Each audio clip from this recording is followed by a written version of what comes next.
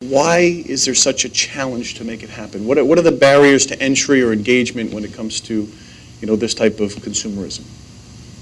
Barriers to entry, tough question.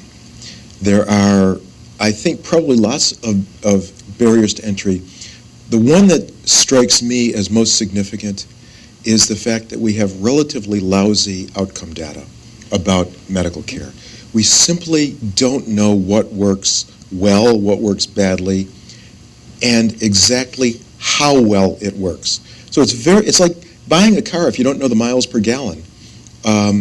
Maybe we can get some pricing data, but if you don't know, if a car dealer tells you gets good gas mileage, does this mean 16 miles a gallon or 41? Mm-hmm. And in medical care, we hear things like, oh, that's a risk factor for having a heart attack, or that's a risk factor for cancer, and this is a good treatment. Well, how much of a risk factor? How good of a treatment? And how will it affect me? Those are the questions that I think we're increasingly starting to focus on, and we're getting some data to help us get those answers. And what's interesting is, for the role that, again, I play with our clients and so forth, a lot of consumerism and engagement and all of that, really plays around product design.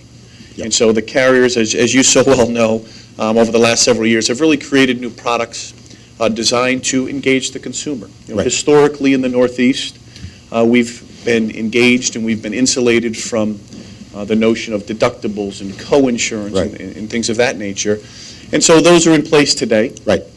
And we have products now that require employees to make decisions, to understand, where providers fall within certain tiers, right. Limited networks and all that. So from a product standpoint, there's this notion of consumer engagement, working with the employers and with the employees to understand product and so forth. From your perspective, and what we want to get into the depths is, beyond all of that, beyond